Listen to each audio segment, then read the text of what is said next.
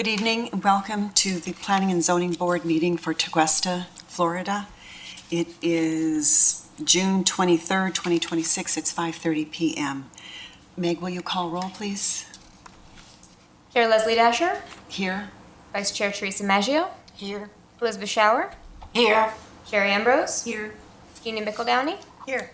Marie Safiri, Jared Gaylord, Fred Lassauer. Here. Thank you. Has everybody had a chance to read the agenda? Yes, ma'am. Okay. Any changes? Can I make a motion to approve the agenda? Is that what we need to do? Yes. I'm sorry, I was doing something. I was waiting for you. Okay. All in approval? Aye. Aye. I'll make them, yes. Sherry, you Any- make a motion to approve? Yes. Don't hit me. Any opposed? Okay, motion carries. I know.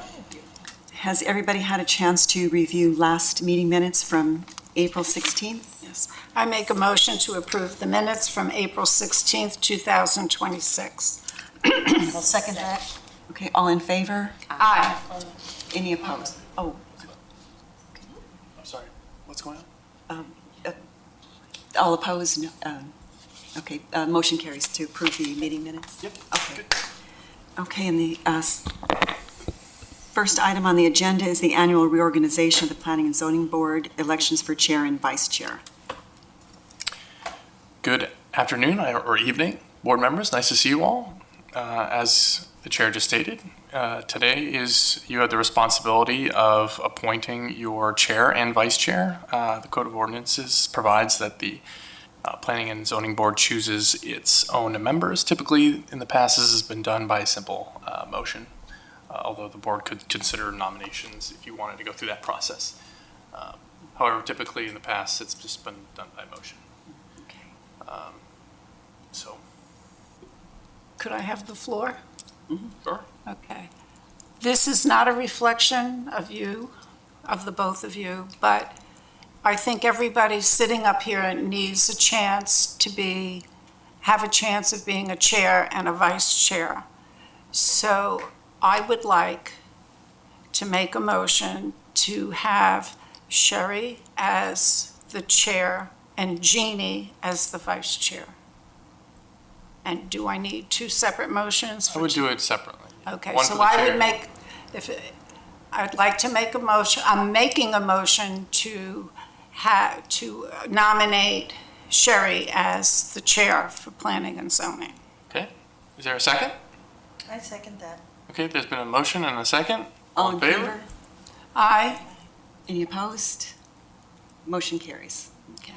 And I make a motion to have Jeannie as the vice chair. Do I get to speak? Yes. Sure. Please.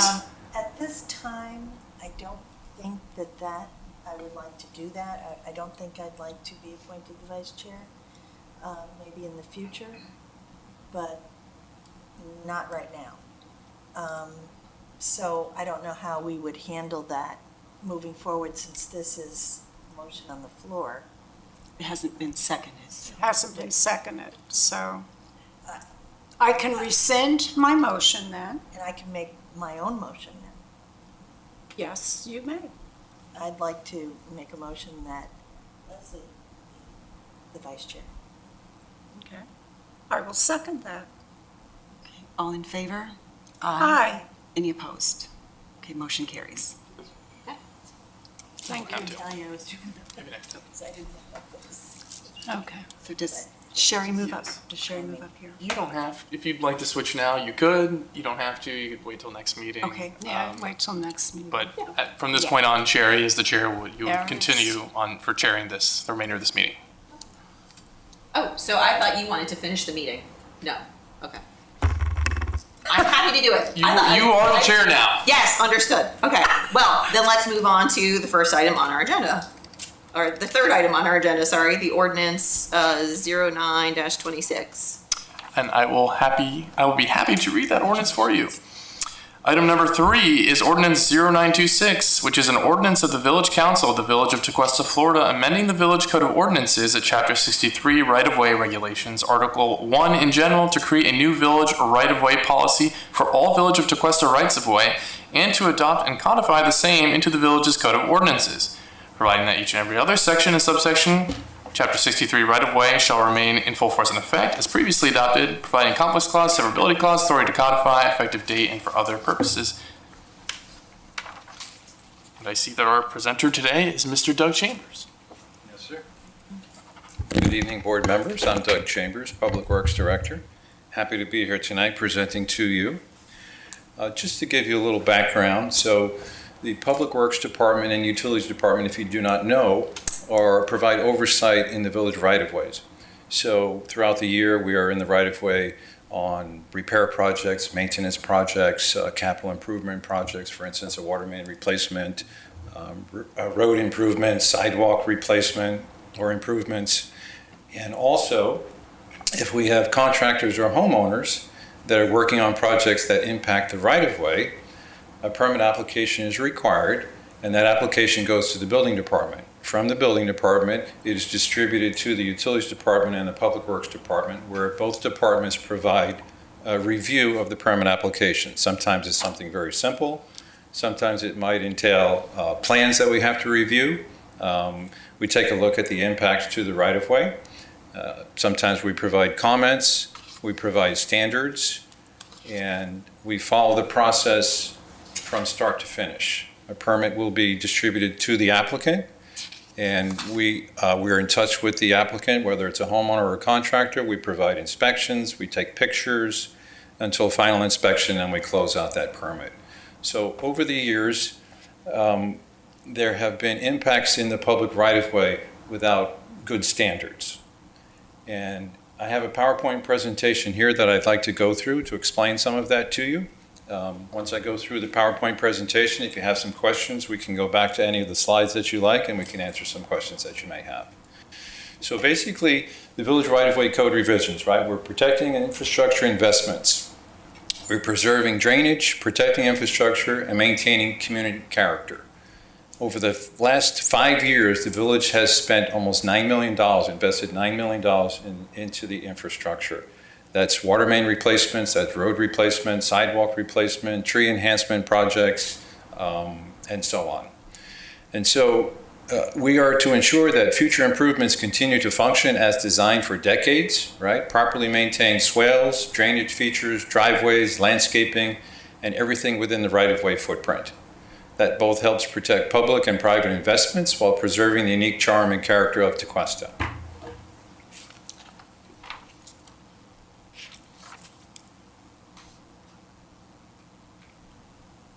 Meg, did you turn that off? You try?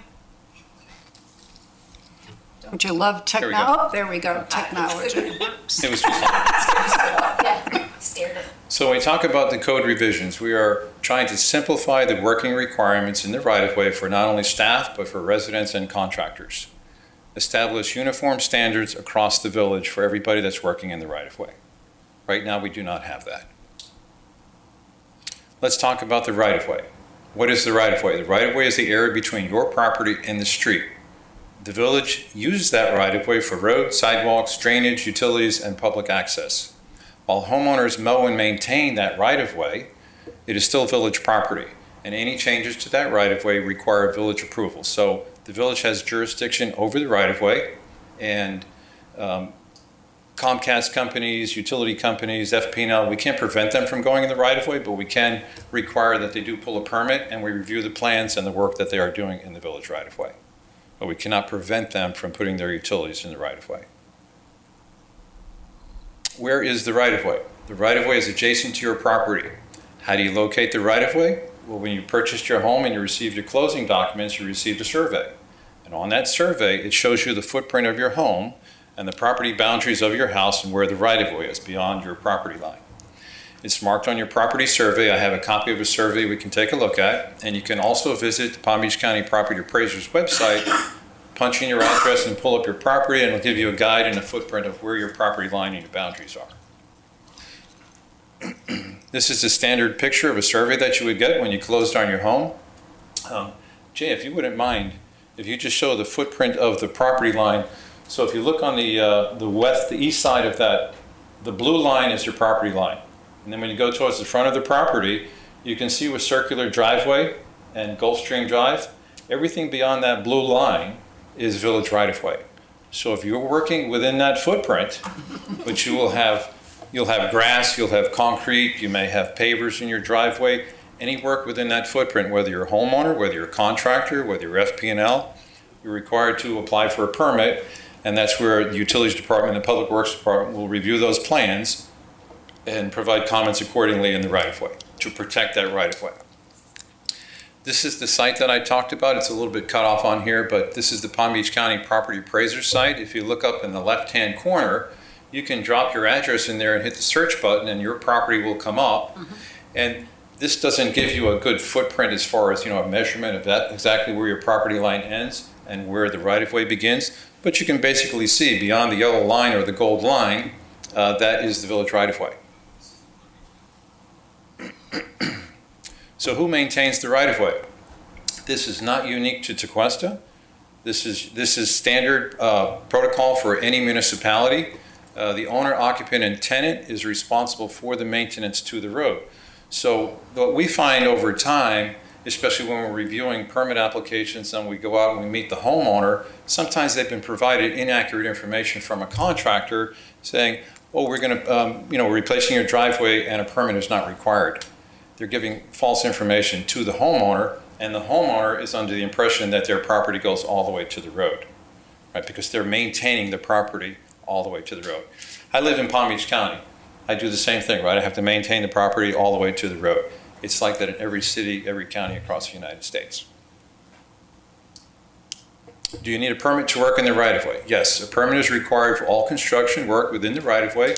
You complete an application either online or in person. The building department will walk you through and assist you through that process. And then, as I mentioned before, that application will come out to the Public Works Department and the Utilities Department for review. We might provide some comments, or we might just issue the permit and then require inspections and provide contact information to the applicant. What is the purpose and function of the public right-of-way? It is a public space supporting roads, sidewalks, drainage, and utilities.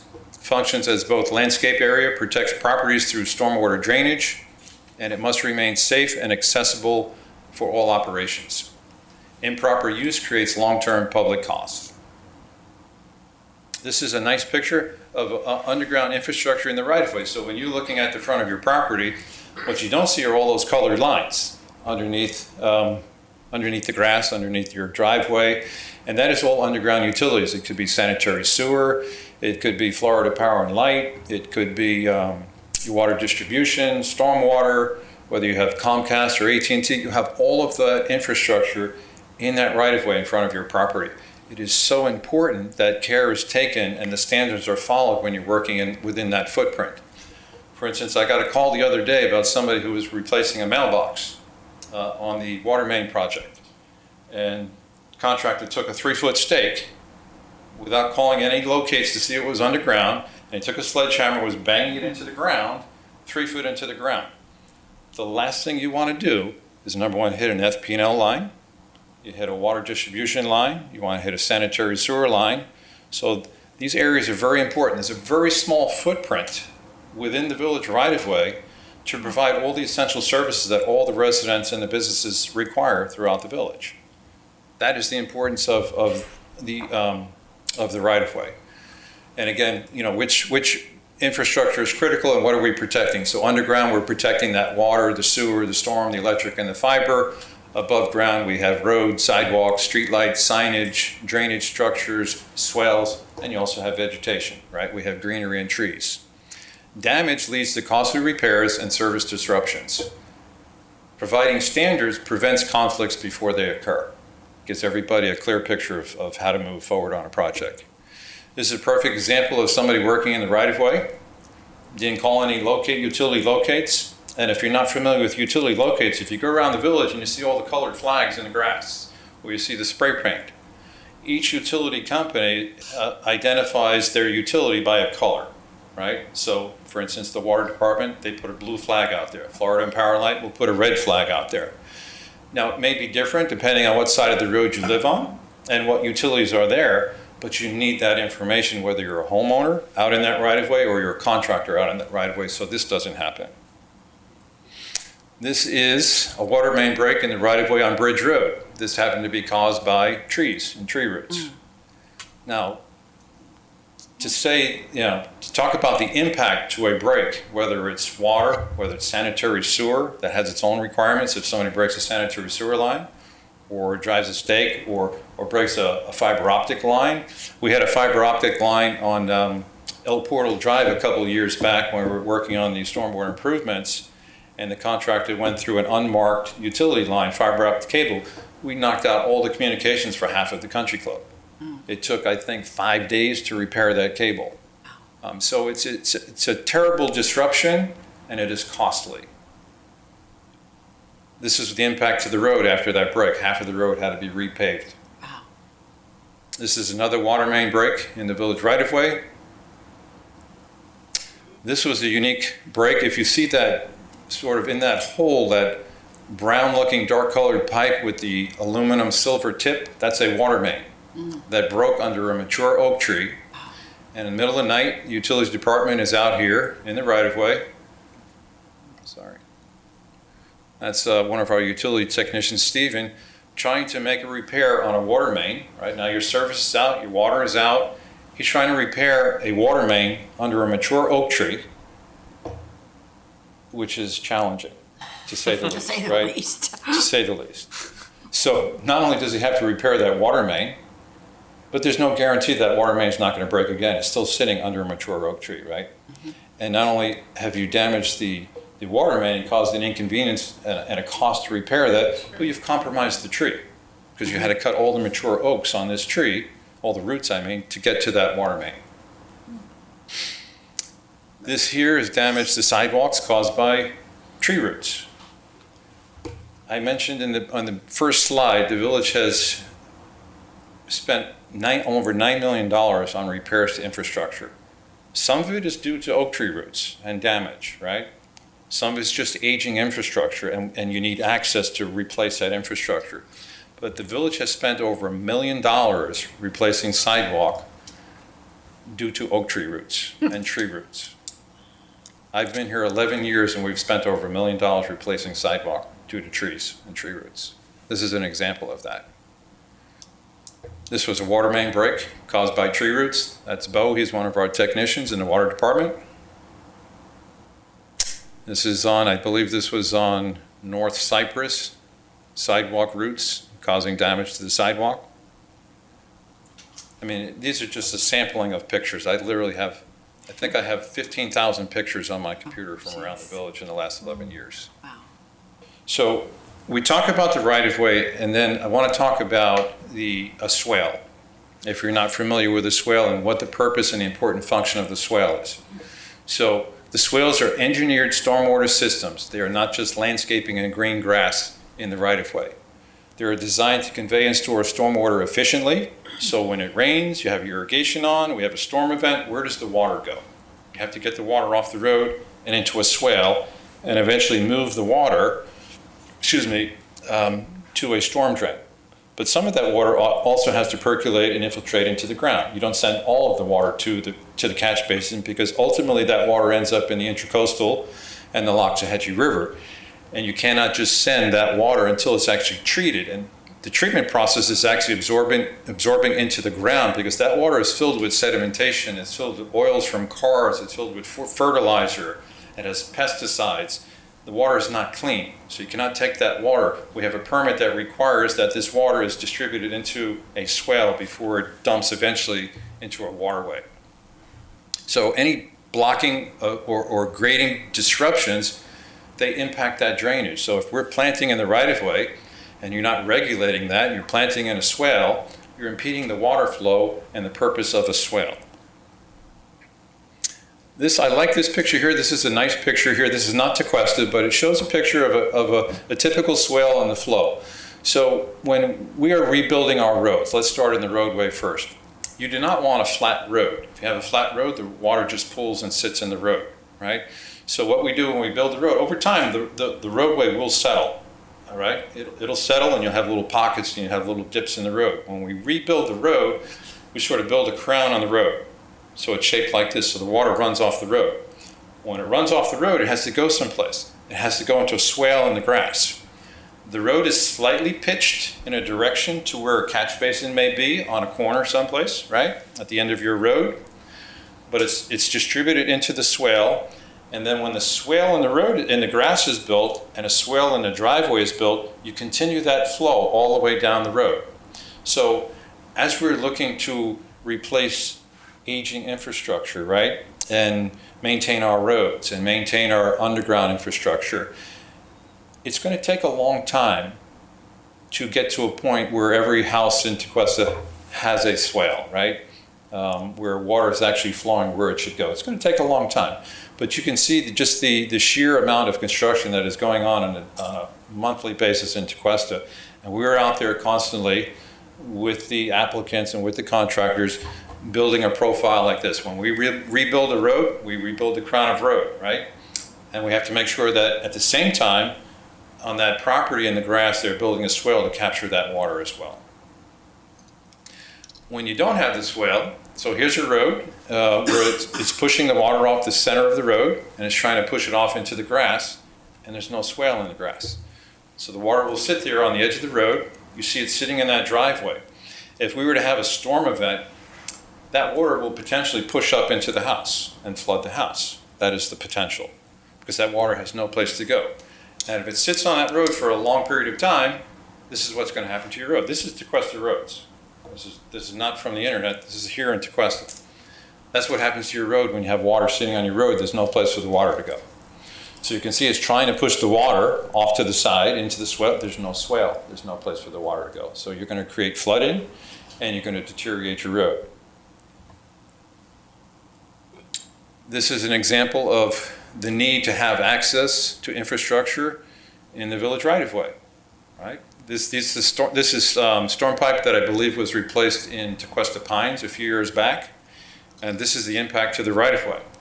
Just like if you've been monitoring the project on Tequesta Drive, the impact to the right-of-way to replace one 8-inch water main. That's just one underground utility, right? That's not a storm pipe, that's not a sanitary sewer, that's not FP&L, that's not Comcast and AT&T. That's one underground utility. The next utility that comes in, if they can't bore underground and get through this footprint, they're going to dig up the right-of-way and go through that same process again. So the village is required to have a permit for stormwater runoff. So it's called the MS4 permit. And those requirements are federally and state regulated. It requires municipalities to manage that water, that runoff off of the street into the swales, and to protect water quality, protect that water and the Intracoastal and the Loxahatchee River before it gets to those bodies of water. Swales are part of the village permitted stormwater system. This is all part of this permit. The revised ordinance ensures compliance with these environmental regulations. Just to go back, I just wanted to read you this too, also from our MS4 permit. Again, the permit is a state-issued environmental permit that requires local governments, not just Tequesta, to implement programs that reduce stormwater pollution and protect water quality in lakes, rivers, canals, and other surface waters. For us, it's the Loxahatchee River and it's the Intracoastal. Those are our main waterways. The MS4 permit requires the village operate and maintain its stormwater system in a way that prevents pollutants from entering canals and waterways to the maximum extent that we can. Swales are part of the village's stormwater system and must remain functional for drainage, water quality treatment, and flood control. Stormwater must be able to flow through the swales without obstructions. If we're putting structures in the right-of-way, in the swale, the water can't move. It's creating an obstruction. Vegetation cannot interfere with drainage, maintenance access, accessibility, visibility, or treatment functions. The village is required to inspect and maintain drainage facilities and address conditions that negatively affect stormwater performances. So every year, the Utilities Department is required to submit their documentation on all of the inspections they've done throughout the year in the swales, in the stormwater system, how much garbage, how much litter, how they maintain their swales. That's all part of the permit process. And that's done throughout the year, and then they report once a year annually.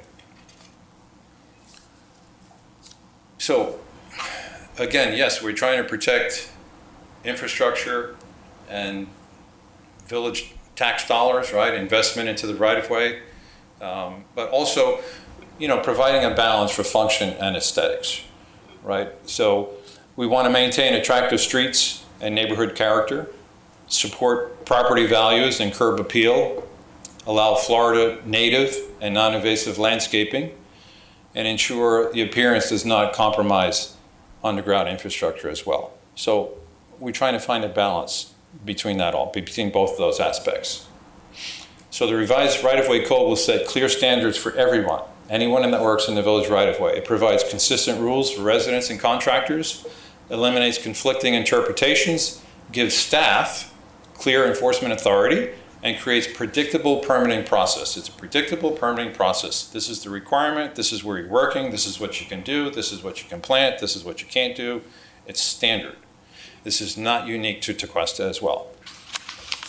Several key planting rules. Plantings are allowed on the top side of the swale. That would be on the top side, and I have some pictures to show you that. That would be on the resident side of the swale. A minimum 3-foot setback from the swale slope, where it slopes, and a minimum 5-foot separation from utilities. So for instance, if you were going to plant a tree and you're in the right-of-way and you're at the top of the swale, but there's a water main right there, you need to provide clearance from that water main. And then, I don't think I have it in the presentation, but it's in the code, you have to install a root barrier which will help deflect the oak tree roots and drive them a little bit deeper. Additional separation may also apply based on what you find when the contractor or the homeowner calls in for utility locates to see what's underground. So that's really the first part of an application, to provide the information when it comes to us, back to the applicant, to call. If you're not familiar with the service, it's 811. You dial 811. I'm working in the right-of-way here in Tequesta. This is the location. I'm hand digging. Whatever you're doing, you provide that information. And then it's a national registry. All of the utilities that are registered with underground utilities will come out and they will mark those locations. And that will sort of dictate what you can do in the right-of-way. And a good example of that, if you're familiar with the Adopt-A-Tree program we had for a few years, you could be on one side of the street and you'd have any utilities and you could get a tree. And then you're on the other side of the street and you have FP&L cable and you have a water main and you have a sanitary sewer pipe, and there's no place to really plant a tree unless we want to plant trees on top of the water main. For instance, like the picture I showed you there with a utility technician trying to replace a water main in the middle of the night. We don't want that. That's extremely costly and difficult. And there are specific plantings that are allowed in the swale. So we are allowing plantings in the swale. Key right-of-way and swale requirements. Ornamental grasses are permitted in the swale flow line. Artificial turf is prohibited in the right-of-way. Decorative rock, mulch, or boulders are prohibited. And large canopies would require village approval. So in some areas and in some right-of-ways you could have 20, 30 feet of right-of-way. In some areas you have 7 feet of right-of-way. So it depends on where that right-of-way is, what underground utilities may be in conflict, and what you can actually plant there. Same fashion as we did with the Adopt-A-Tree program. Compliance and enforcement, again, a permit's required. The village is required to remove non-compliant installations. Violations would be enforced through the existing code. There's nothing new about that. And then fines or abatement and cost recovery might apply. So if you're somebody, a contractor or whoever you are, and you're out in the right-of-way, you don't have a permit, you didn't call in utility locates, and you hit a water main or you hit a sanitary sewer line, you're going to be liable for that. It's so important to follow standards and protocols. Again, similar standards are adopted by communities across Florida. This is not unique to Tequesta.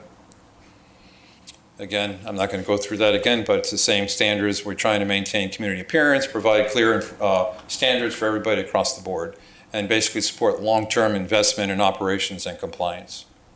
And here I just want to show you some examples of non-conforming properties, right? So here we don't have a swale, right? There's no place for the water to run. There's no place for drainage.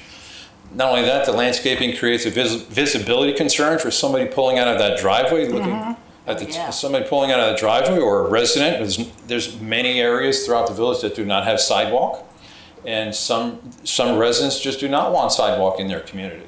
And so we have, for instance, you go through the country club, where you go across the street here from Village Hall, there are no sidewalks. Some residents just do not want that connectivity in that sidewalk. But if you're walking the street there and you have this line of sight and this vegetation, that is a potential hazard for somebody driving there or somebody walking there. And on top of that, the vegetation has been planted ultimately over underground utilities, infrastructure, which interferes with any type of maintenance, any type of repair, or any type of replacements that are required in that right-of-way. And if you look at the edge of the road, the water is also collecting there. You can see the edge of the road starting to crack because the water just sits there on the edge. You can see the staining, and the entire edge of the road will eventually crack. A lot of these are just the same thing. Trees growing up into the lights, vegetation planted out into the street. Here's the same situation, planting up to the sidewalk, over the sidewalk. Not only that, if somebody were to fall on that sidewalk and nobody's walking through, there's somebody's laying on the sidewalk, you can't even see them. You can't, if you're driving by, you wouldn't even see that person laying on the sidewalk.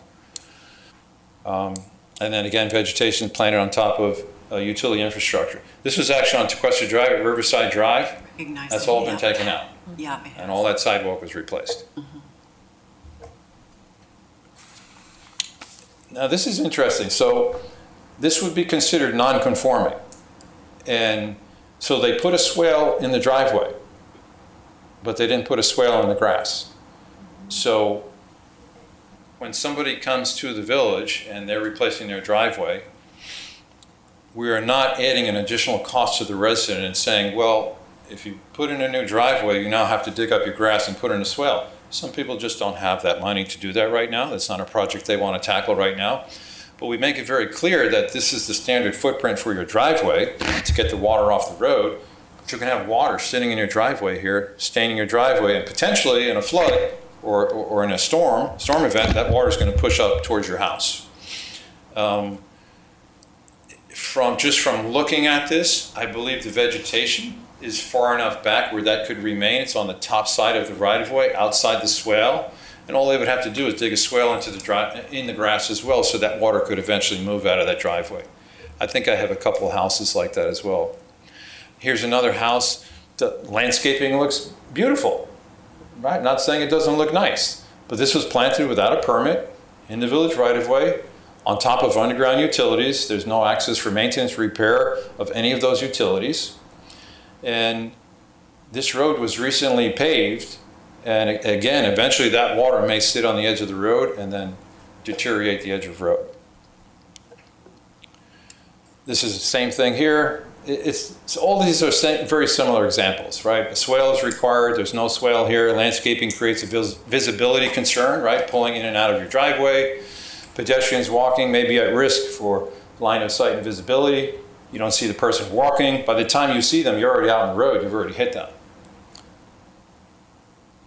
Here's an example of a non-conforming property. They placed loose gravel in the right-of-way. We had paved that road, I think, about 1.5 years prior. They went in without a permit. They put gravel on the edge of the road. Obviously, the gravel placed at the road in the right-of-way is going to eventually move and migrate and create blockage in the swale and impede water flow. And if you look at that edge of the road, there's nothing holding the edge of the road. The entire edge of the road is already beginning to crack, and that road is about 1.5 years old. That asphalt is about 1.5 years old. This is another example of just needing a swale in the grass so the water doesn't sit and pool in the driveway. And if you look at the edge of the road is starting to crack as well because it pools on the edge of the road and then it runs back into the driveway. This is an example of a compliant right-of-way installation. This work was completed under an approved permit. They submitted plans. Some people, if it's a major project, right, you have a full set of plans. Some people just replacing a driveway and do a little hand sketch. They have a copy of their survey and they draw it in right in the survey. We're not making you go out and hire an engineer to create these plans unless it's a massive renovation project or a new build. So I'd like to get to a side profile. Thank you for not doing my driveway. What's that? I said, thank you for not doing my driveway. I'm not compliant. Right, and Liz, but we'll get to that, right? So your driveway is 15, 20 years old. Yesterday. Yeah, so, no, let's talk about it now. So, if these revisions go through, there's been a lot of conversation about, well, my property's not in compliance with this, and are we all gonna get issued with a code violation? No.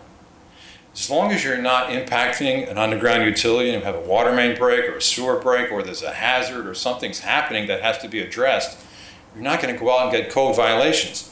However, when you do replace your driveway, you're gonna follow the standard. When you do replace your grass, you're gonna follow the standard. So you will be grandfathered in unless you've already received a notice of violation now for something that's happening on the property, but for the, nobody else is going to get receive a notice of violation until you actually make changes or modify the property, and then you have to follow if the standard passes, the council votes to pass the standard.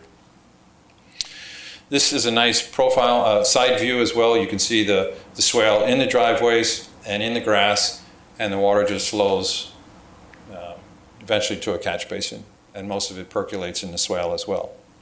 This is another example of a conforming a compliant property. The vegetation is pushed back out of the right-of-way, the top side of the swale.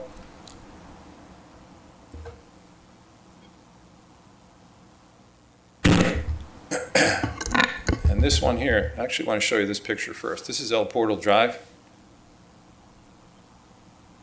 This is what it looked like prior to installing swales. And this is not a storm event.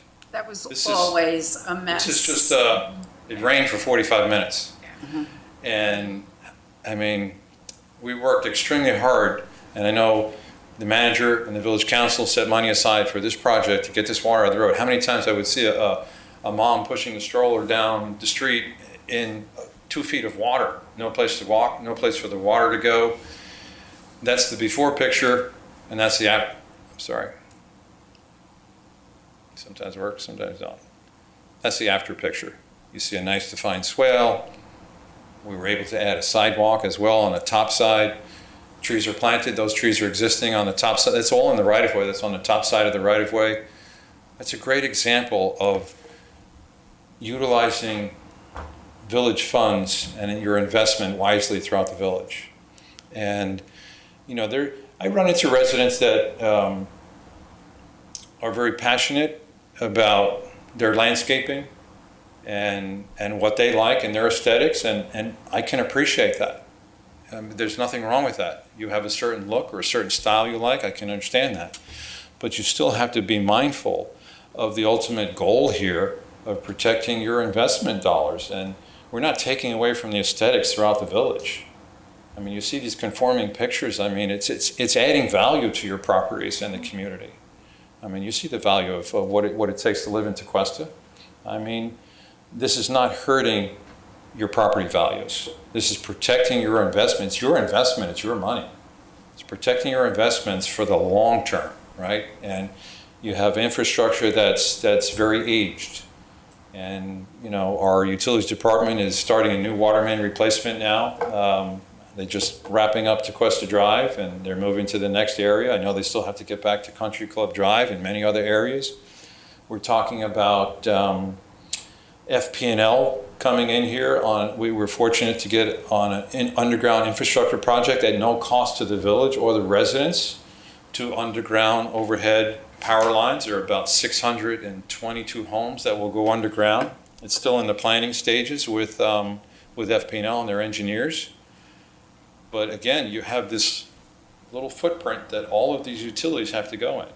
So it's not just for water, stormwater drainage and underground utilities and aesthetics. You have all of that in this small little footprint, right?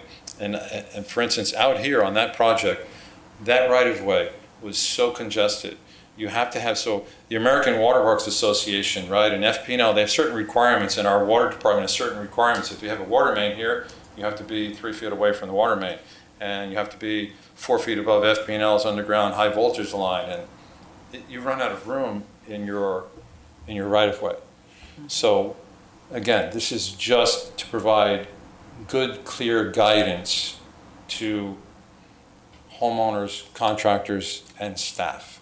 And I can tell you, I'm out there on a daily basis with contractors and homeowners. And I think a big part of this, if this goes through, is also educating the homeowner, because I'm hearing a lot of contractors providing misinformation to homeowners. The homeowners just don't know. They hire a contractor and say, oh yeah, you're good, you don't need a permit. We do this all the time. As soon as they do that, you go get a permit. Yeah. So that's definitely something that staff needs to do, putting it out in the smoke signals and the Friday news and on the village website. When somebody applies for a permit, or maybe even talk to the utilities department when they send out mailers and the bills, to put something in there once in a while about right-of-ways. But I know homeowners are getting misguided and misinformation from contractors. I hear that regularly. And then the contractor at every turn, even after they get their permit, is looking for a shortcut. Oh, I didn't know I had to do that. Palm Beach County doesn't make me do that. What's interesting about that comment, we've basically adopted Palm Beach County standards. The driveway footprint, the paver footprint, the sidewalk footprint, those are Palm Beach County standards. So this is a very important step in protecting the infrastructure and your investment dollars throughout the village. And this is a really good step forward. So I can answer any questions that you might have. Yeah, member discussion. I did have it'd be page 5 of the ordinance, or page 15 on it's section 63 You pull it up, Meg, on the screen? Yeah. Fantastic. Meg can pull it up on the screen. It's gonna okay. take me a minute. Okay. It's low-impact design principles such as bioswales. I just was a little curious about what I'm sorry, what are, it's on page D. D, yes, low-impact design, bioswales, or other creative stormwater management techniques. I just was curious. Is that a homeowner, the bioswales, or is that more of a village? So the village works towards that, but a homeowner can do that as well. So if you're applying for, you're going to be working in the right-of-way, you can talk to the utilities department, and they would provide guidance for you as far as a bioswale and what would that would entail. What is And they would that? provide you details as far as of the type of grasses and what you're putting in the village right-of-way, in the swale. Okay. Yeah. And it says other creative stormwater management techniques, and I didn't know what that entailed, or exactly what that means. Not so much how to do it, but just what does that mean, creative stormwater?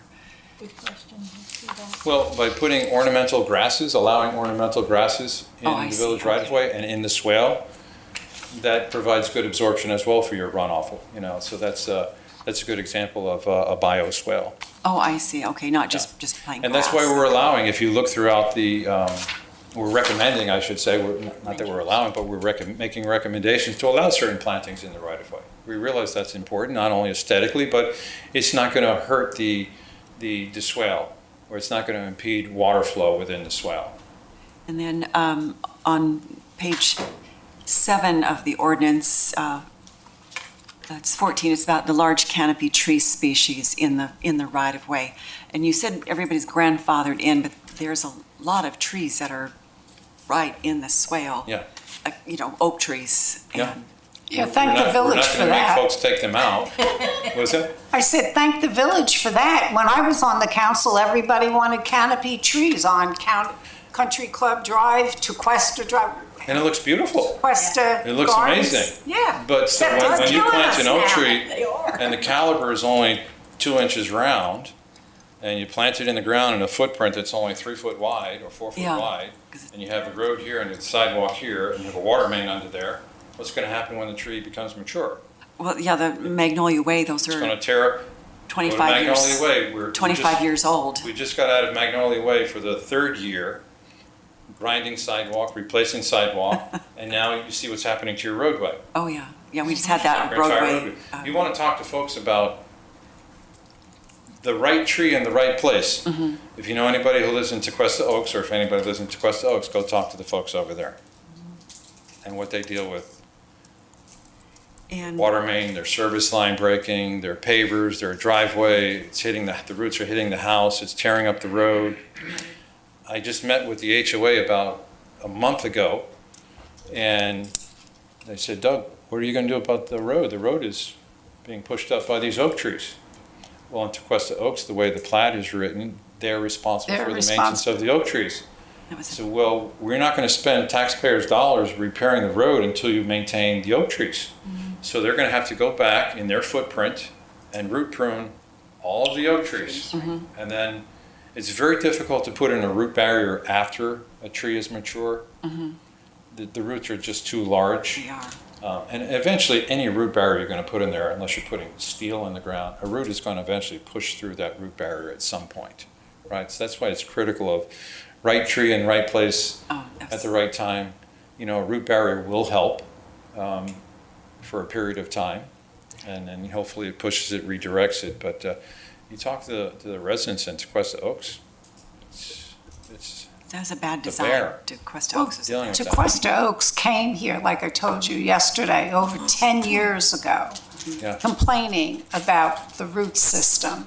And there was a board member here that told them specifically what to do and what contractor, because Mary Hinton was the president of the homeowners association, and they never followed through with anything. That's why it was probably too expensive. They're up against the wall, because what happens if they bring the contractor in there and they cut these mature roots, now compromise the tree. So you have a storm event now, Now you don't have to work. and the ground gets saturated, and now here comes the wind. And the This tree mature goes. oak tree is going to take out your house now. Yeah. Yeah, there's actually a house on Willow Road. It's a beautiful, massive oak tree, one of the largest oak trees in the village. If you drive down Willow Road, you can see it. Oh, yeah, And yeah. you can see what it's doing to their driveway. Yeah. It's right on top of the water main and the service line. It's broken through the concrete in the driveway apron. It's broken through the sidewalk. And I'm not in favor of taking that tree down. It is beautiful. It is a masterpiece. So it is in the right of way. And in a situation like that, we have the ability to get in there and trim it with our contractors. I want to do a hard trim and pull that back, but I still have to cut these mature roots. And I said, so they said, why can't you just cut the roots? I said, I'm not going to compromise that tree to fall on your house. That will take out both of your houses. So, you know, that's the balance you have to find. You certainly don't want to put anybody in harm's way, you know, while you're doing this. But yeah, we're not just going to we're not tearing out any trees or any of that. That's not the goal. And The goal is if you change the footprint on your property in the village right-of-way, that's when you have to make sure that you would be following these guidelines. And I did have one last question. It's about, it was on page 13 of the ordinance. It was regarding the driveways to be concrete. Does that include like concrete pavers? So, concrete, pavers, and asphalt is allowed in the driveway. Okay, so, Um, okay, Some folks just don't have the capacity to pay for concrete or pavers, and asphalt is a little bit easier for them. So we've added that into this ordinance as well to allow asphalt.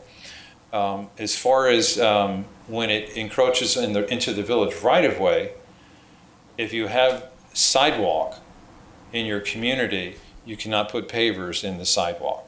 right. That is a potential maintenance issue for the village. Pavers settle every single year. Every single year we go out and we replace, we reset all the pavers in front of Village Hall because they just settle over time. And so eventually I would love to see the pavers in the sidewalk, even in front of Village Hall, out in the right-of-way, change to concrete. But if you do not have sidewalk in front of your house and there's no plans for connectivity for adding sidewalk, you can run the pavers all the way through to the street. Yeah, There's no reason you We have can't. the sidewalk, it's pavers, sidewalk, and then pavers, so it's. Yeah, and there are some communities, like the Intracoastal and Riverside Oaks, where pavers were built into the driveway apron, the approach apron before the sidewalk. Yeah. And so we are allowing those to stay in the driveway apron because that's the way it was built. But throughout the rest of the village, if you do not have sidewalk, or you do have sidewalk, and you're required to put concrete in there. Yes, that's where I'm not compliant. Yes. Okay, that's all I had. Other questions for the board? Oh, I have, I knew you did. I'm sorry. Do you want me to go? Oh, yeah. Okay. All right. Let me do first. I found a typographical error. It's on section 63-2, item number 2. Any installation that is currently the subject of an active, and it should be code, they dropped the E. We got that. So, and then the other thing is, I know you and I spoke, but I want the public to know about this whole thing with the mailboxes, because I also got a call about the mailboxes. I mean, I got several phone calls, I got an email from Marcia, and I'm like, okay, I haven't even looked at the stuff, I just got back home. But I asked you yesterday, because at Christmas, I put a spray over my mailbox, and it's lit up at night, it's fancy, drives my husband crazy, but, you know, reading this, that's not compliant? No, if you're going to decorate your mailbox at Christmas time, it's... Huh? If you're going to decorate your mailbox at Christmas time, I would say that would be fine. We're talking about people building concrete walls and pavers and enclosing their mailboxes. And then you also asked about the permit, right? So we're not requiring every time somebody has to change their mailbox to apply for a permit. It's when either you, the homeowner, or a contractor is driving a stake into the ground, into the right-of-way. Once you drive that stake into the ground, it goes into the ground 3 feet, and that's good for 20, 30 years. And then when the wood rots away, you just take the wood out and put the wood back into the holder. Well, That doesn't require a permit. It's when you're driving into the right-of-way with that stake, or you're digging in the right-of-way and you're going to put a post embedded in concrete, you're still going to dig 3 or 4 feet into the right-of-way. That's where you want to have a yeah, permit. because my mailbox created havoc, but I put that mailbox in, it's cast iron. Cost us over $200, but my next door neighbor, every time he had a party and they were drinking, somebody would hit and knock down my mailbox. So now if you hit my mailbox, you're doing a lot of damage to your vehicle. And since I've done that, nobody has hit my mailbox. So, Once. I mean, it's probably not compliant. You have a support stake. It's not a stake, I'm married to an concrete. engineer. It's concrete. I Yeah. mean, it's 3.5 feet If you were down. to have to replace that down the road. I'm and not you're gonna be living dig- here. That's gonna be the landmark when we have a Cat 5 and there's nothing left. You'll know where I used to live. If for some reason your neighbor drives into your mailbox again and you have to dig in the right-of-way, you're gonna need a permit, and you're gonna have to call and locate so you know what's under there. What's not there today might be there tomorrow. You're in Tequesta Pines, and you see all the underground AT&T. Well, yeah, I mean, fiber optic, AT&T is they're here, putting now throughout I've your got fiber community. optic lines coming Yeah. into my house. So that's the importance of obtaining a permit. We're here to provide you guidance, not give you a hard time. There's no fee for the permit. We're here to help you. Okay. We're here to help you through that process and to make sure you're not hitting a utility line or your fiber optics or whatever might be there. Okay, we went up, I'm sorry, I spent a lot of time with Doug on the phone. I drove him crazy. Okay, the other question, like for me, my driveway is not compliant because I go straight down and I have there's sidewalks, but when I did the driveway over 20 years ago, it was permitted. So if I do any work, then I got to put a sidewalk in, correct? It would be concrete. Right. Right Well, now, I'm not- right now you have pavers straight all the way through to the road. Yeah. But you have sidewalk in your community. So your pavers are where the sidewalk is, Okay. correct? Yeah, Yeah, that Because- would have to be concrete yeah. when you, if and when you replace your driveway. Okay, but the other thing that I have a problem with is because there's several homeowners that had driveways that were straight and they didn't have sidewalks. In the future, if you know that you're gonna be coming in and doing work in the swales and you see a driveway like mine, can you at least give that property owner a couple of weeks' notice that they can get somebody to pull those pavers up, and so that you're not destroying all of those pavers and then, Yeah, and you know what? That's a really good point you bring up too. So there are folks that have purchased pavers how many years ago? well, right? because the guy came home Or and Chicago he lost- pavers. Yeah, And so now the village has a break, or Bloxahatchee has a sanitary sewer break, or whoever has that's a break there. understandable. Whatever is happening there. We are not going to be able to match those pavers you purchased 20 years ago. And it just makes it much easier for the village when it's concrete in the right-of-way to pull out concrete and replace concrete and not be matching your paver and this paver and that paver and this paver. No, but what I'm saying is that there was a guy on Tequesta Drive that had the stuff, and they just came in, and somebody knocked on his door and he said, look, you're not compliant. And they gave him enough notice that he could have the guy that put the driveway in Oh, you mean come. during the water main replacement project? Well, yeah. Yeah, okay. And I mean, then he could, you know, like if you're doing, an emergency is one thing, but if you know that you have the foresight of seeing something, Yeah, just to be, you know, nice, neighborly, Yeah. whatever. yeah, and if there's a capital improvement project like that, or even if it's just one driveway or something's impacted, there's a water main break, staff is in touch with all of the residents in that area to share with them what's happening and what, you know, what the fix is going to be. Okay. So, Now, my other question is the root barrier requirement.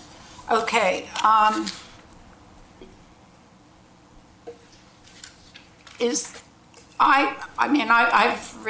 I probably, my brain might be fried over this whole thing right about now, but is it here that after a certain amount of time to go in and to do something with the roots for the oaks? no, Like, that's the no, palm.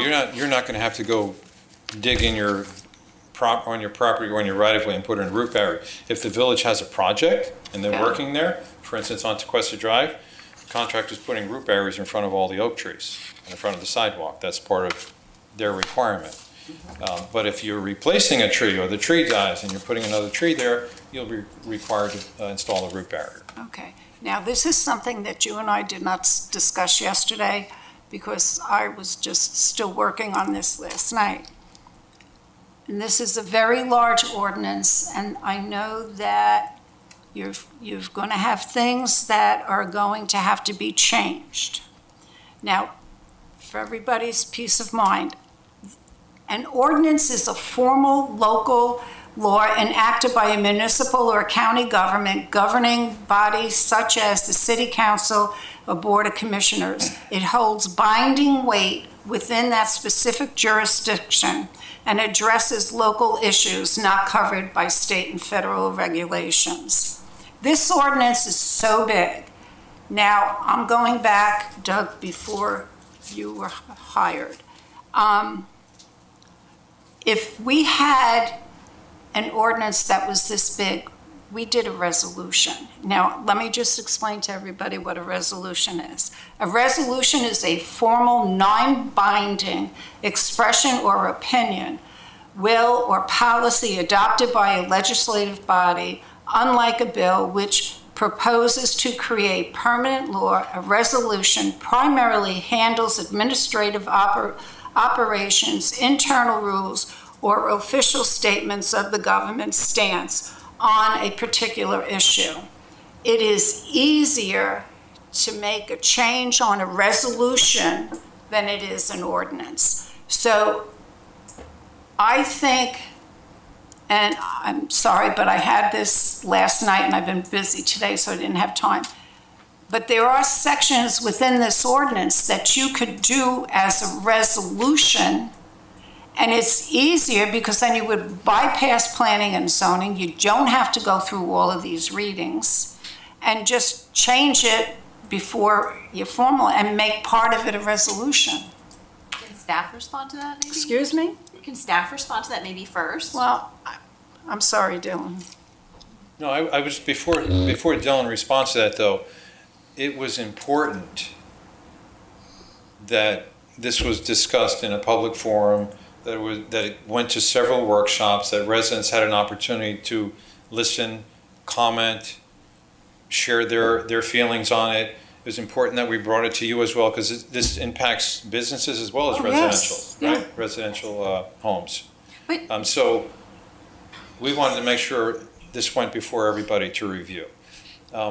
I know what you're saying though, but as far as resolution, making changes down the road, it would be easier that way. Because I already know you're I would- going to be I would- making changes. But land But development deflect to, regulations are typically handled in village ordinance. attorney That's on what I that? was hoping staff could discuss.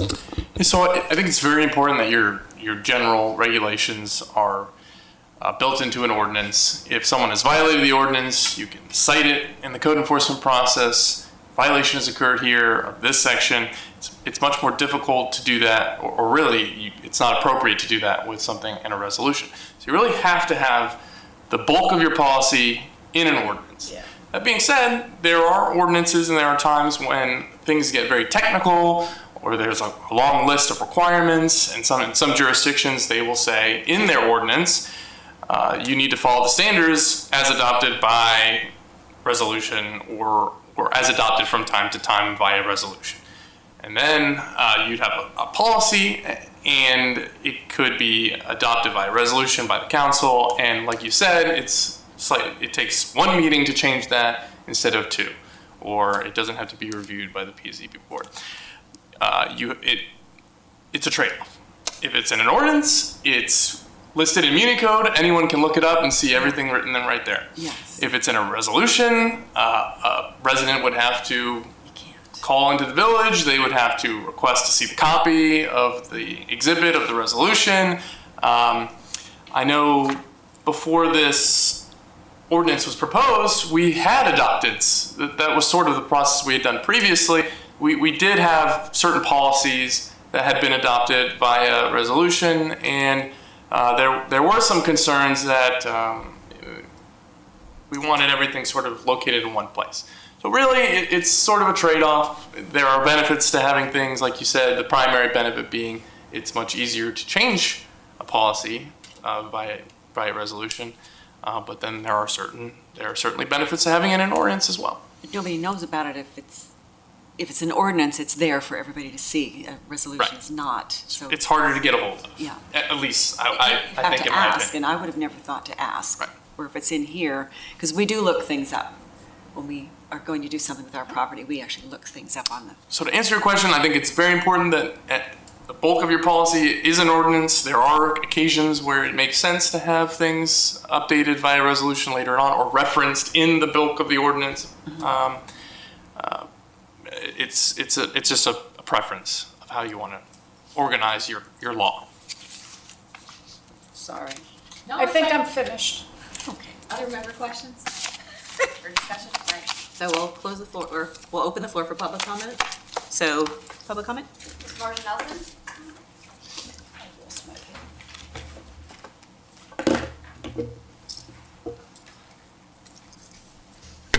Marcia Nielsen, 94 Beechwood Trail. I don't disagree with anything that he says on the commercial end. I have a real problem, though, on the homeowner's end, which I'd like to share with you.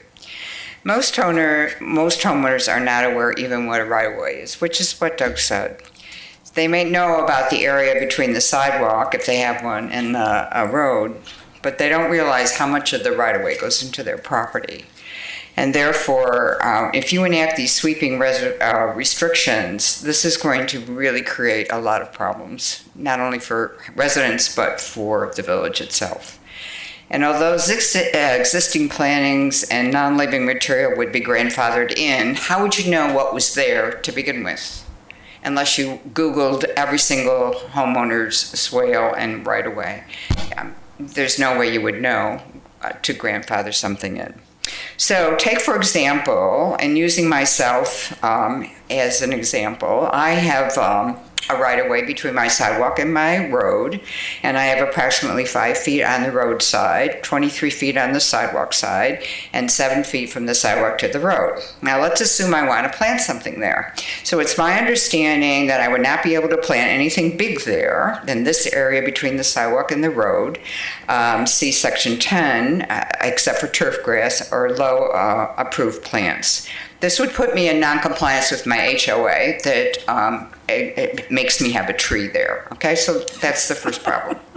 And then assuming that I wish to have something other than turf, then I'd have to have a drawing of proposed landscape, section 63-2D, and I'd have to stay within the guidelines. Then I would have to apply for a permit, which is 63-2, number 2, and pay. At present, now I know he said it's free, but at present, right now, and I checked with Casey Monday, this would cost me $49 for the permit, 2% for the material, and an additional $50 charge.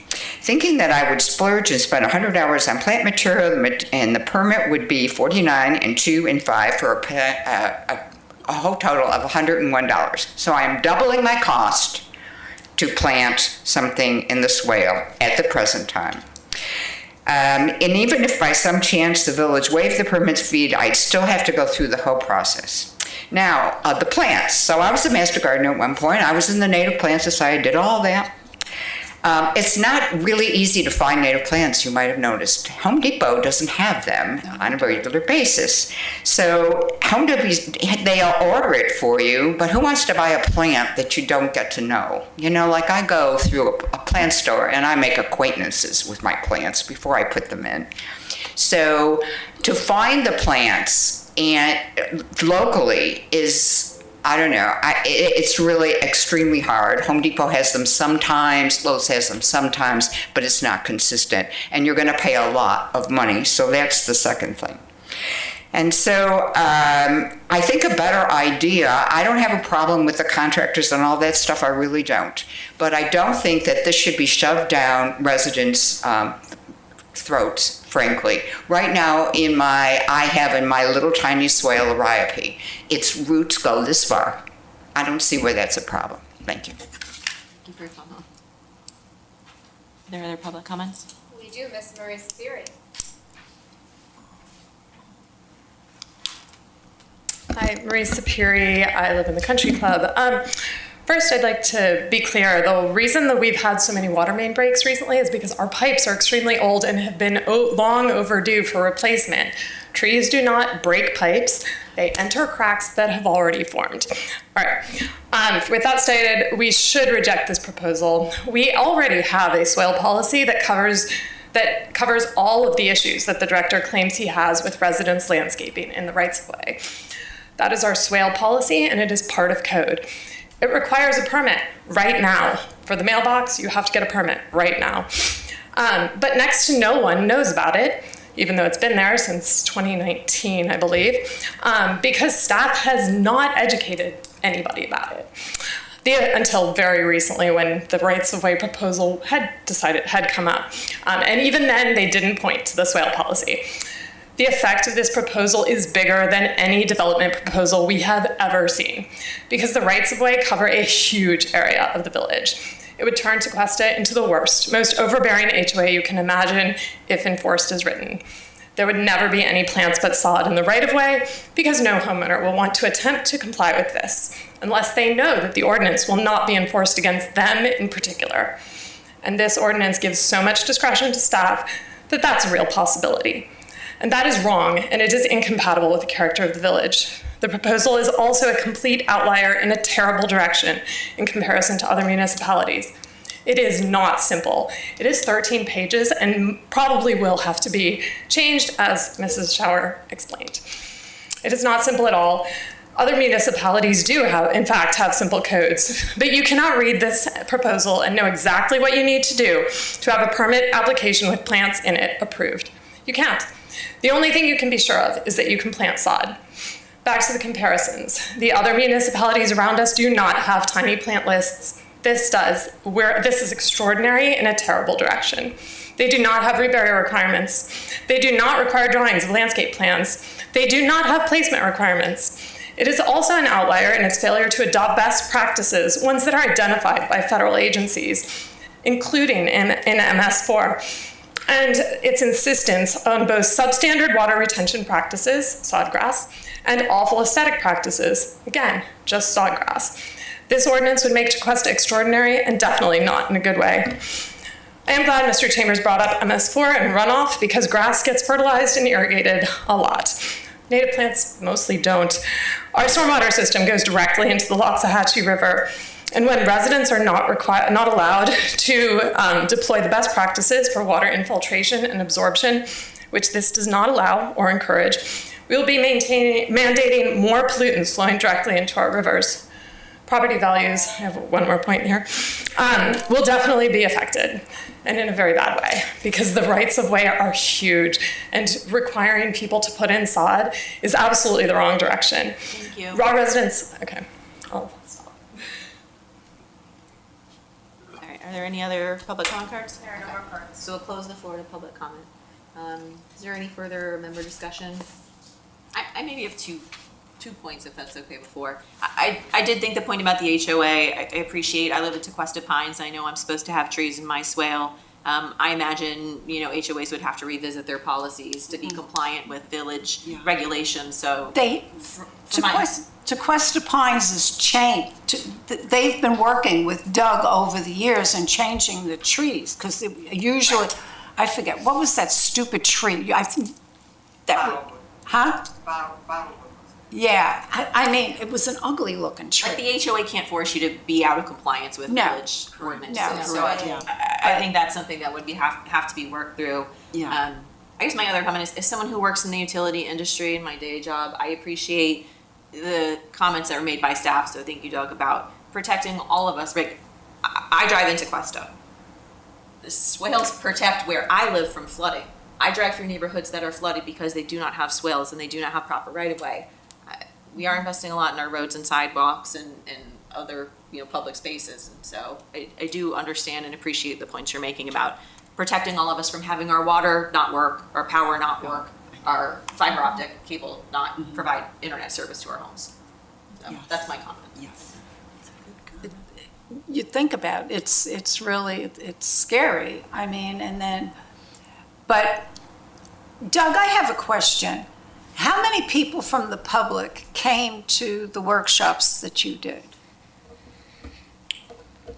Maybe about 3 or 4. 3 or 4 people. Does I don't have an anybody exact ever? list, but sitting in the room, Yeah, maybe but 3 or 4 people. We're being recorded.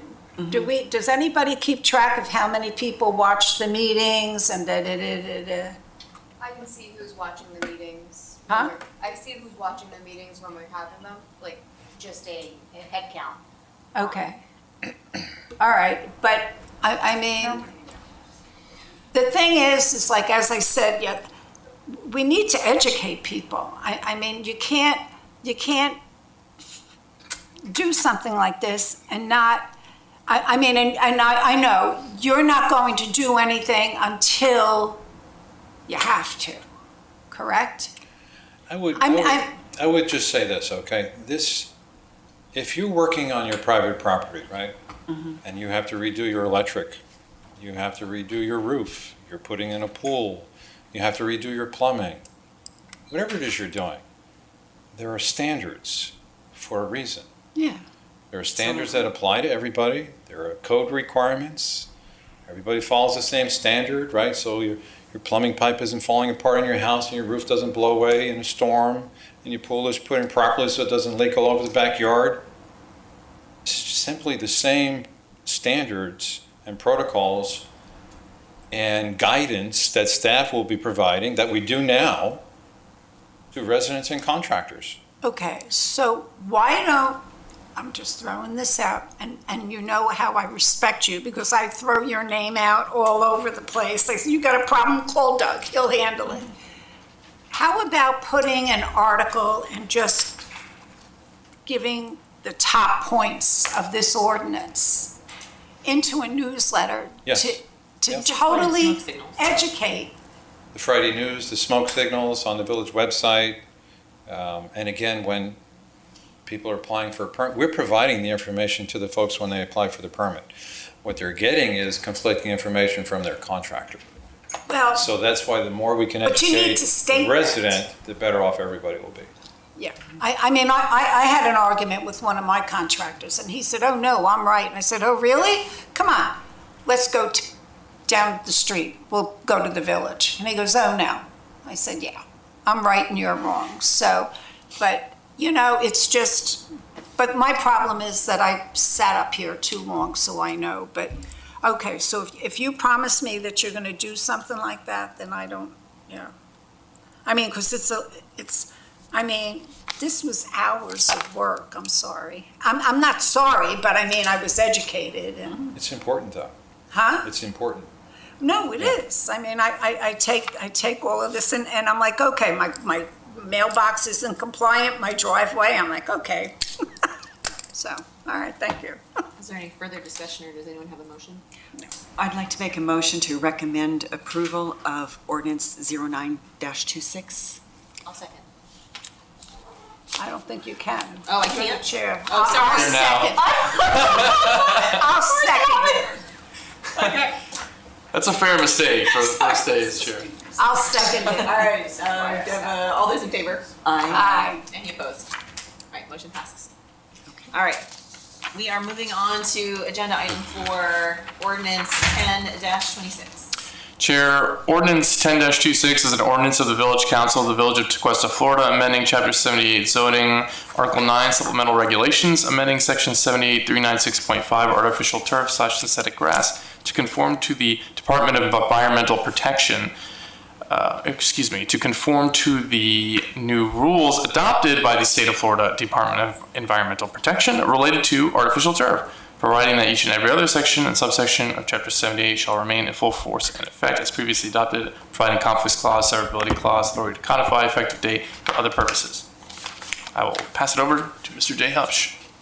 Good evening, Jay Hupsch, Community Development Director. I'm here to present ordinance 10-26.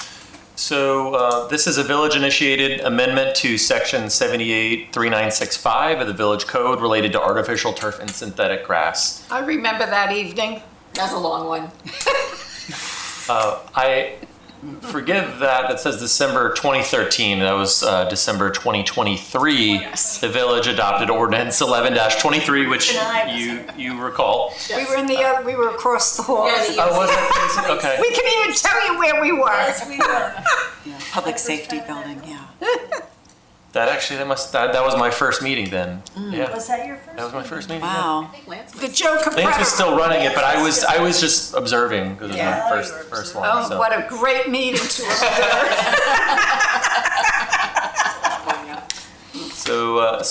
So you would have seen it then. I think it was in September of 23, and then I think it went to council in December of 23, maybe October. It established regulations for installation of artificial turf and synthetic grass in the village. Some key aspects of Ordinance 11-23 are that artificial turf must be concealed from the right-of-way. It may only be placed in the front yard when it's kind of used as a decorative grid pattern and pavers, which obviously can look very nice when done properly. It is prohibited in the right-of-way. And it notes that it may only comprise up to 10% of the required landscaped area on a lot. So our minimum landscape area is 30% of a lot, and so you can actually only have 10% of that 30% can be required landscape area. So it's actually kind of a fairly small area. And then of course there are specific installation and material standards to make sure that everything was kind of environmentally friendly. So as the state likes to do, they adopted a bill in 2025 called House Bill 683, known as the Construction Regulations Bill. And as part of that, they directed the Florida DEP to establish statewide standards for synthetic turf installations on single-family residential properties 1 acre or less. And so in response to that, the DEP took, what did I do in my, I said 2016.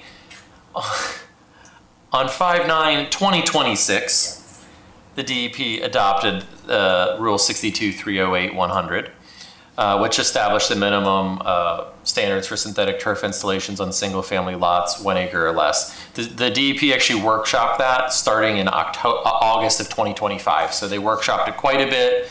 They had multiple rounds of comments. We were ready to actually bring this forward to you much sooner, but it just went through this review process over and over again. So it finally got adopted on 5/9/2026. To be clear, as previously stated, it only applies to single-family residential properties that are 1 acre or less in size. However, that's basically virtually every single-family lot in the village. We don't have too many large, oversized lots that are larger than 1 acre. So this will apply to most single-family properties in the village. We do retain regulatory authority over artificial turf installations on properties larger than 1 acre, 2-family, multifamily, commercial, and mixed use, public rights of way, and other locations that are not exempt from the state regulations. So the purpose of creating this is to essentially update our regulations to be consistent with the state's new guidance. Interestingly, the state or the DEP did add a few provisions in there that are, somewhat environmentally sensitive, and are in some ways maybe provisions that we didn't even have in our own code.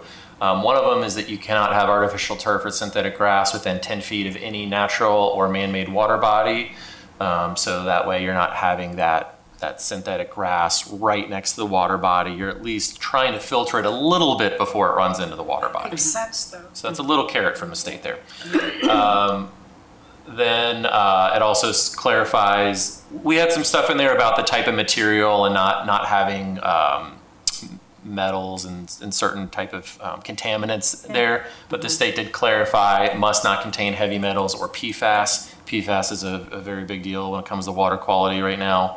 So the state did put that in there. Clarifies that artificial turf must be permeable and the subgrade can't be overly compacted. There are times where people will compact it so much that the water doesn't even filter down, and so you're not supposed to compact your subgrade too much. And then it also says that artificial turf must not increase storm runoff to adjacent properties or alter the village's stormwater system. So if someone were to come in with artificial turf proposal that maybe abutted the neighboring property or abutted the village's right-of-way or their own driveway, our building department would have the ability to ask for some sort of, I don't know that we'd require full-on engineered drainage plans, but we would at least try and ensure that stormwater is not running off onto the neighbor's property, which is already a village requirement. Okay, all right. And then also it says that in-ground irrigation shall not be used to irrigate artificial turf. So some people do that. So if you have dog waste, Stupidity. so if you have dog waste or other reasons, people, or they might just have an existing irrigation system that they don't even take out. But this clarifies that you should not be using in-ground irrigation to irrigate the artificial turf. It does get hot, right? It gets hot, or it gets, if you have dogs, it can get kind of smelly. So That's their problem. That's the Yeah. that's the intent. That's true. Unless, of course, you're Unless next they're your door. neighbor, yeah. So those were specific state standards that were put in place. Based on staff's analysis, we think that this is essentially just something that we have to do via the state. And the only real implications to this are that these kind of key aspects of it will not be in place on single family lots. So we will not be able to have enforce the 10% requirement. We will still be able to prohibit artificial turf in the right of way. The state statute actually allows that.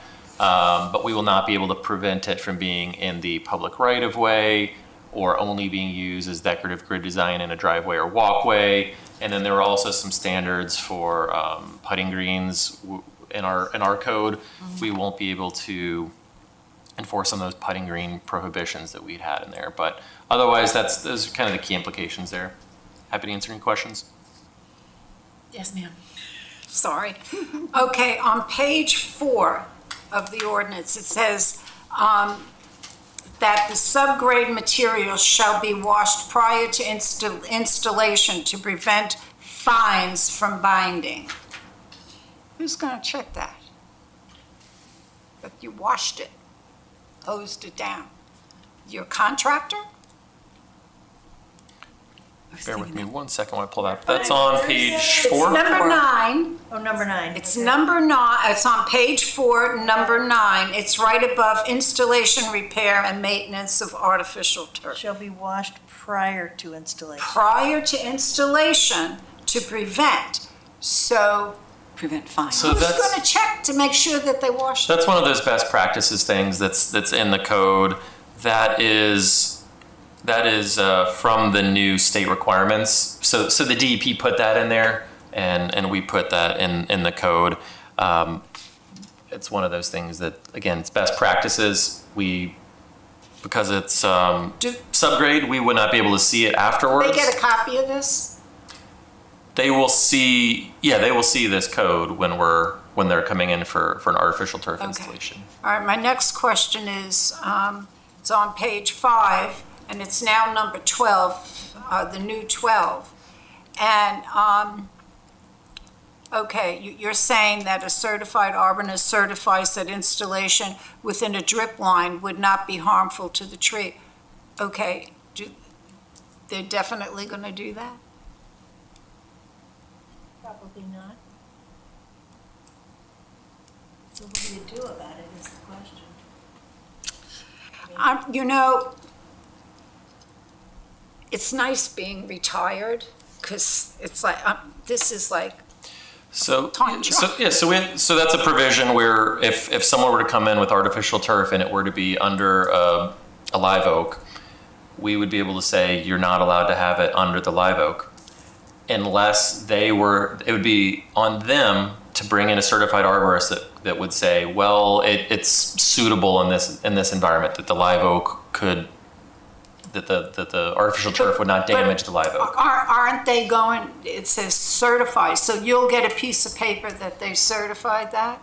They would have to be a licensed and certified arborist, and then they would have to provide a written letter To the village? to Okay. certifying that Just it's making appropriate sure. there. Okay, crossing Ts, dotting Is. I'm sorry, I'm anal, because I have neighbors that do everything to try to bypass, and then, you know, I'm out there, and I'm like, okay, we're gonna call Doug. Right, Doug? I drive this man Poor crazy. So, but, yeah, okay. All right, I'm finished, thank you. Thank you. Other questions? I will make a we can't recommendation. wait. We gotta give you. Oh, sorry. Yes, public comment. Grace Perry?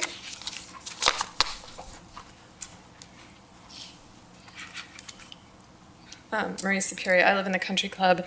My chief concerns with this ordinance are that, in my view, there is no situation in which it's acceptable for a property to be shedding water into their neighbors or excess into the stormwater system. Fake grass is effectively impermeable area. There was a really good EAC meeting a few months back where our utilities director came in with a rock that had formed underneath fake grass. That's what ends up happening here. It compacts the ground. So with that in mind, my proposal is that we change subsection C8 because I'm concerned that the clause that starts where possible runoff shall be directed to on-site pervious areas will mostly be ignored. I think that if you're going to put in fake grass, you need to be ensuring that you are keeping all the rain that falls on your property, not sending it into the stormwater system, which does reach capacity and results in the flooding in the roadways, and definitely not into your neighbors, which is just not mannerly and shouldn't be allowed in Tequesta. I'm not sure if that's actually allowed under Florida law. If it's not, I would strongly recommend that we get in touch with Senator Harrell and Representative Snyder and work on getting that fixed, because that's a big problem. I don't think we should be doing stuff that allows people to flood the storm drains faster And also send all of the stuff, whatever's running off of the fake grass, into the river, and definitely not into their neighbors. Okay, so that would be my request. If I can just respond to that, and I do agree with everything she said. That specific provision that was cited is from this the state's guidance. Yeah. And as I was kind of trying to say in the presentation, our stormwater management criteria would kind of supersede that, which basically says you can't drain into the neighbors' properties. So, Can I, sorry, since I still have a minute left. Sure. My request would be actually to affirmatively require that they show that they're holding the excess rainfall, just like you would for, like, if you were paving over a patio, and you were increasing the paved over part of your property, that you put in a ditch, whatever's needed on your property to make sure that you're not sending it someplace else. okay. Because I think there's a real risk that happens otherwise. Yeah, we can look into how that relates to the state's legislation and how it relates to our own existing stormwater management criteria, and see if there's a way that we can firm that up a little bit for council, if the board desires. I think it's a good idea. Can I ask, now, are we talking about it's on page 5, which is never? It's on page 5, it's on the top of the page. It just says it must be designed and installed to prevent pooling or an increase in the stormwater runoff. And it has to be directed to on-site pervious areas. So it already tells you cannot have it dump off into the stormwater or onto your neighbors. It says it has to be on-site pervious areas. Is that the one we're Yeah, talking well, about? I think what Ms. Superior is saying is that it leaves a little bit of an opening where it says, where possible, runoff shall be directed on site. But I think the idea is that there shouldn't be any opportunity to divert it off site. So Yes. we'll have to look at that, because that language is specific from the state's guidance. Mm-hmm. We'll have to look and see if there's a way that we can strengthen that to ensure that it stays on site. And like I said, it may be our existing stormwater that's not even related to this may protect us there, but we'll have to just take a look at that. Got to get with Doug. Was there any other public comment? No other public comment. All right, closing the floor to public comment. Okay. Any other discussion? You guys might remember, I actually didn't vote for the ordinance because I don't think we should give anyone any rights related to turf, but, that said, we have to be in compliance with state law. I did not I remember that. I didn't vote for it either. Hate it, but state's law. I don't like So I don't know it. if you have other comments or questions or discussion. I would like to table it and have him come back. I'd make a motion to table. For what? Why? With that To get rid of the loophole. Or So do you, the proper, recommend it for staff or to- do yeah, the this is a proper reading. recommendation. Right. Yeah, Of Pardon me? this is a recommendation of approval or disapproval. But This we will can proceed add- forward we to can the add that. council. Oh, We can add well, that as how a- am I going to add it? I can't So remember. you could Go just, ahead. you could direct, well, you can adopt what I'm about to say, but that is to direct staff and legal to evaluate What's the subsection? the subsection. It's, It was 8. it's 7, 7 and 8. Hold on. 783965. C, installation, okay, all right, here I go, okay, and you can correct me. I make a recommendation that to direct staff and legal to address the installation, repair, and maintenance of artificial turf in this section 7 and 8, to make sure that there is no opportunity for the homeowner to have a loophole. How's that? That allows That allows? stormwater to Drain. run off, to be diverted to offsite. Okay, just put that in. And you're recommending approval. Yes, I'll make, just as long as they do their homework. Contingent upon. Contingent upon, or pending. Okay, all right, I'm sorry. That I've works. been up since 5:30. Okay. Do we have a second? I second it. Perfect. All right, all those in favor? Aye. Any opposed? Perfect. Then we have recommended approval. All right, staff comments is the next item on the agenda. No, just a couple quick things. First of all, I want to thank Leslie for being chair for, I think, about 2.5 years. You've been great here. So thank you so much for your service. Learning experience. You've done great. And Sherry, I know you're going to continue the good work. So welcome. And Leslie's done a, I'll figure out the rules about nuts. Leslie's had a hard time she's had to deal with me. It was learning. I agree with A lot of what you learning. just Actually, said. yeah, congratulations, Leslie. Right? Yeah. Yes. And also one last thing, our July meeting is likely to be canceled. Our village council meeting got pushed back a week from its normal date. It's normally would have been on July 9th, but it's being moved to the 16th. I think a lot of people are traveling over the holidays. There's a lot of budget workshops and things going on, so it got pushed back a week. We could, if there was anything urgent and pressing, we could have had the meeting at the EOC, your favorite place. But we, it doesn't look like there's anything really pressing, so we'll probably cancel it, give you the month off. July meeting? Yep. I'll confirm that in the next few days, and then we would regroup back in August. But that is all I have. All right.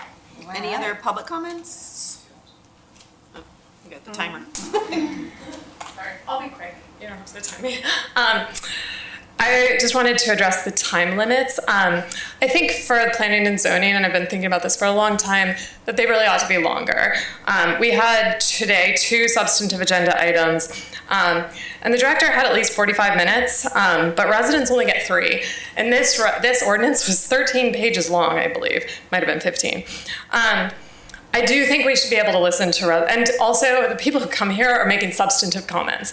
They've studied the issues. They aren't just complaining, they're looking at things very, very seriously, and I think we should be able to listen to residents for longer than 3 minutes, especially on complicated issues of paramount importance to the village. So I suggest a 5-minute time limit, and it's my understanding that the board can adopt that. So I would suggest— Marie, yeah. being an elected official and sitting here from the existence of planning and zoning, the time limit, has always been 3 minutes. And majority of the time, depending upon what the issue is, it's up to, at that point, whether or not the board would want to continue to hear from that individual. Yeah, I understand. It's done, but no municipality gives anybody longer. So that's not totally correct. Well, I think there are plenty of places. I have been sitting up here for close to 20 years and on the village council for 8. All time limit has been 3 minutes, and we've always abided by it. Okay. And I've been on other boards as well. Actually, it is our choice. I'm sorry, but can the village attorney address that? My understanding is the rules of procedure for planning and zoning are within the planning and zoning board's authority.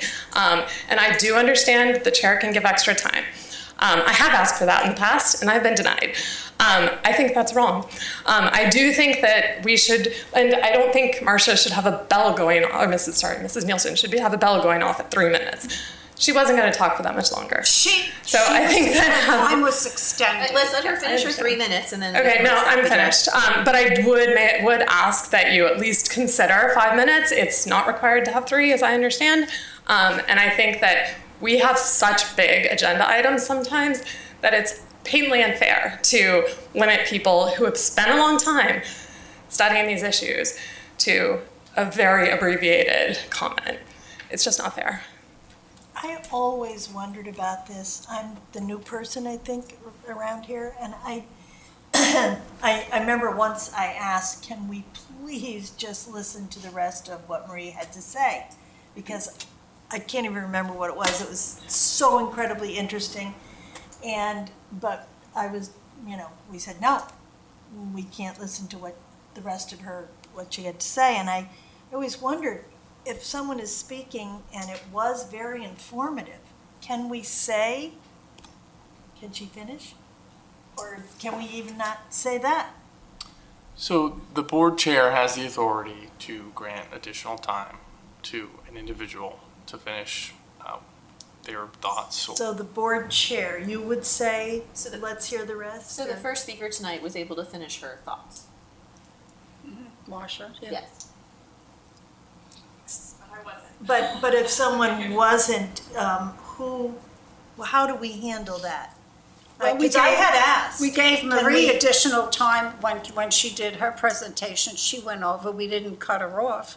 She extended it. I mean, she had good valid points, so. But say I one think of it's a matter of us. courty. If you wanted to hear more from a member of the public, you could say, I'd like to hear that discussion. That's what I said. I yes. can't imagine why I would, no, we shall not listen to people. As long as it's reasonable. From my perspective, I work all over the state. 3 minutes is the standard amount of time. Most comments can be left in 3 minutes. Also, members of the public are able to call us at any point. I had members of the public call me about the same mailbox issue that you did. So Yeah. people aren't necessarily restricted to their comments being at a public meeting if they'd like to speak to staff or to speak to any member of this board.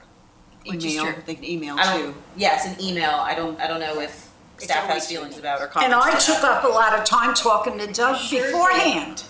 But also, I was also told, you know, it's a slippery slope, then it's like, you know, then everybody wants to talk longer. Yeah. and- And I know we don't have that problem today, but there are instances where I've seen people come from outside communities and come and take up hours in Yeah, public yeah, meetings yeah. making comments. That's why And I don't think we want to find ourselves in that situation, but I don't know if staff has. Well, you've it's been conferring. especially, I'm sorry, when you have a controversial issue like we did with Beach Road, and we have a room full of 5 different lawyers, and they Yes. want 20 minutes. Sorry, you're done. 3 minutes, you're finished. But if a Sorry. board member wants to hear another Well, minute, we're already saying that that courtesy can be, Yeah. but it's That's what I'm always been saying. 3 minutes, always, every meeting. My only suggestion would be that you could consider granting 5 minutes to alternates, right? They are alternates, they are volunteering, they're at most meetings. So if you wanted to, you could choose to grant them the additional 2 minutes and then keep the 3 minutes to the members of the public. Well, So that's a thought. I think that makes. Well, I think that's common courtesy, and I would agree to that. Yeah. I mean, the majority of the time, I mean, tonight we don't have Gaylord, but we have 2 alternates here, and so, and if they have, you know, all right, I think that would be I think good. it makes sense. It does. But that need to be on an agenda. Just give item them the next 5 meeting, minutes, next meeting. and Marie, instead of Really a policy. going procedure. through, just give us By a piece of affirmative paper. Action, by a motion, Huh? amend your policy.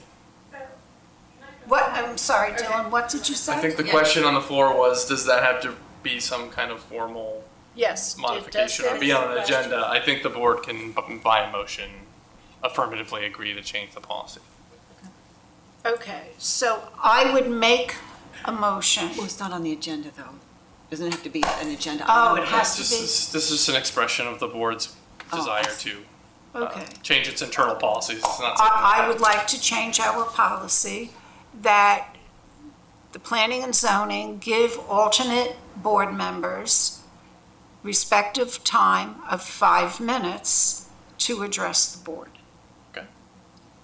And where did the 5 minutes just come from? Marie suggestion. Marie. Marie just suggested, so we'll it's just set, 5 doing minutes. 5 We're minutes. accommodating her request. Right, but we all can have 5 minutes, is that what it no, is now? They're not public. We're not public and we're not We're alternates, considering we're sitting 2 members. alternates as public. There's 3 alternates. Is that what you? The Yes. alternates get 5 minutes, the public gets 3. 3.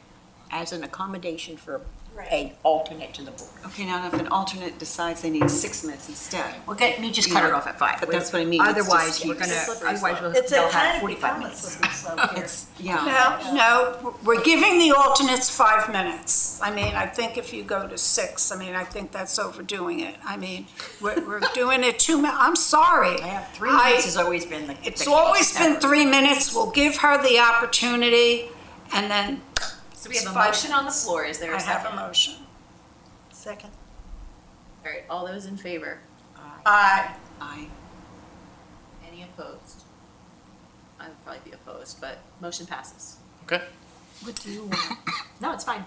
I would grant the time. I think the 5 minutes may be a decision that Marie doesn't actually like in the end, because maybe some days we would have given her 10 minutes, but now we're gonna Right. stick with 5. I'm not Well, that's telling that's what I was trying to say. That's the decision we made. I would just like, I would just like the speeches to be to the point, Right. not so Yeah. beleaguered and long. And I just wanted that we could let her finish Well, she can now. If she She's has got 5 5 minutes. Well, what if we needed 10? She's got 5 minutes. Jeannie? All She spoke right. 3 times tonight, just for the record, so she had Yeah. 9 total on there. I know the 2 agenda items, her comments needed to be restricted to the agenda item. She also had the 3 minutes after. So, for what that's worth. Okay. All right, well, with other board comments? Okay. I think we should stay a little bit longer. I make a motion to adjourn. I'll second that. Any motion to adjourn? I did, I made a Oh, you motion. did, I'm sorry, who seconded? You seconded. All right, all in favor? All right, we're adjourned. I heard you make a motion to adjourn. Teresa. Oh, Teresa did? Yes, and all were in favor. I find. Go home and have a drink. Yep. Jay, Hold on, hold on.